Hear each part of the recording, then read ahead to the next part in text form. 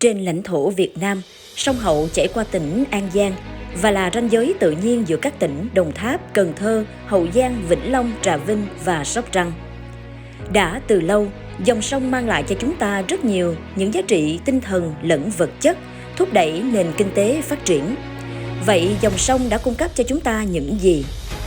Ngoài việc cung cấp nước cho sinh hoạt, tưới tiêu và giao thông, sông còn cung cấp năng lượng, đánh bắt và nuôi trồng thủy sản, cát, phù sa, cải tạo đất, là nơi tập trung nơi ở và các hoạt động khác của con người.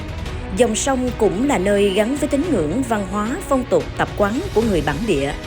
Tuy nhiên hiện nay luôn có những vấn đề bất cập tác động đến sinh kế người dân và cả hệ sinh thái.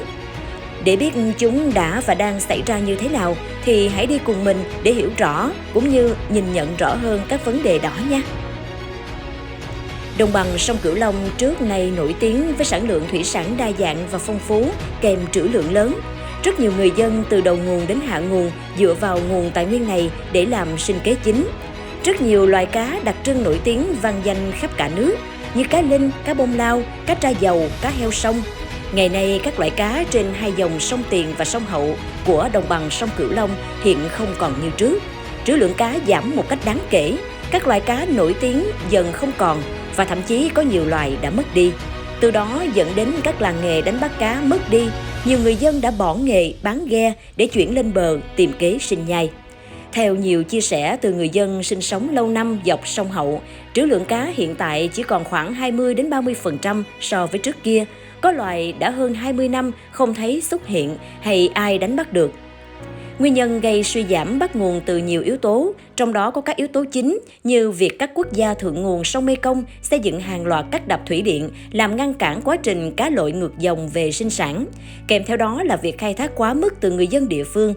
Các nguyên nhân khác cũng được cho là có gây ảnh hưởng đến suy giảm nguồn lợi thủy sản là do thay đổi dòng chảy, nước ấm lên, tình trạng ô nhiễm nguồn nước ngày càng nghiêm trọng. Những năm gần đây, tình trạng phù sa trong nước giảm ngày càng rõ rệt hơn, chất lượng nước cũng không còn như trước, nên việc nuôi trồng thủy hải sản cũng trở nên khó khăn hơn trước nhiều. Bên cạnh đó, việc xây dựng cống đập, xây đê bao làm cho nguồn nước tại một số địa phương mất đi dòng chảy.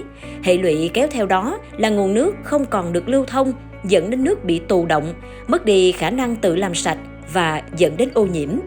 Rất dễ nhận thấy nguồn nước ô nhiễm khi màu nước trở nên khác thường, có mùi hôi và thậm chí là rác thải rất nhiều, đặc biệt là lục bình.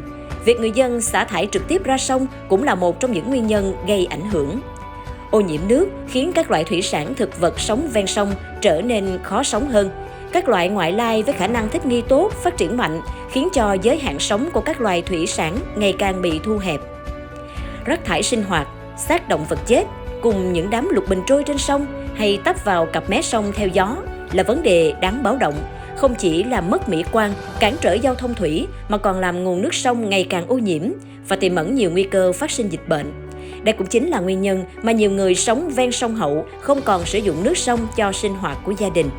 Tình trạng này xảy ra bên cạnh việc người dân còn thường xuyên vứt rác thải trực tiếp xuống sông, thì nguyên nhân khác còn đến từ việc một số địa phương chưa tổ chức thu gom rác thải sinh hoạt cho bà con.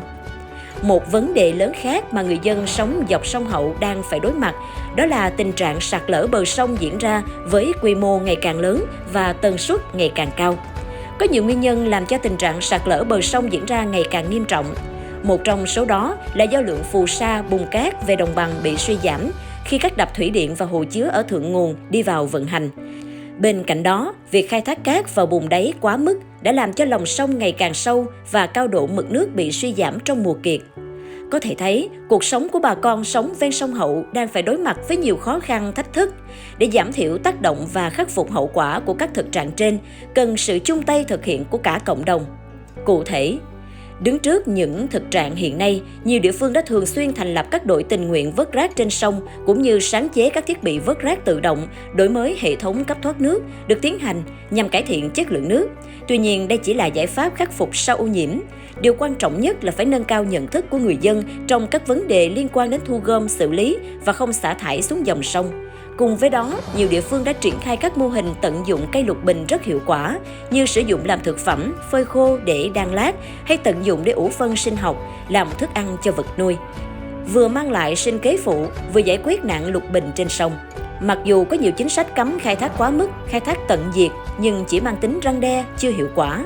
Vì vậy, cần có các biện pháp xử lý mạnh tay hơn trong các vấn đề trên. Cùng với đó, nhiều hộ dân đã chuyển sang nuôi các loại thủy sản có giá trị cao thay vì đánh bắt khan hiếm trên tự nhiên, vừa mang lại kinh tế cao và vừa góp phần bảo tồn các loại cá trong tự nhiên. Cùng với khai thác cá tận diệt, vấn đề khai thác cát lậu vẫn diễn ra, dù đã có rất nhiều trường hợp bị xử lý thời gian gần đây. Việc khai thác gây sạt lở bờ sông, gây thiệt hại lớn về tài sản và thậm chí là gây tổn thất về người. Do đó, người dân và chính quyền địa phương hãy cùng chung tay thực hiện các giải pháp hạn chế sạt lở. Thiết thực và đơn giản nhất đó là trồng các loại cây, cỏ chắn sóng và giữ mé như dừa nước, gừa, lau, sậy, bần, vân vân.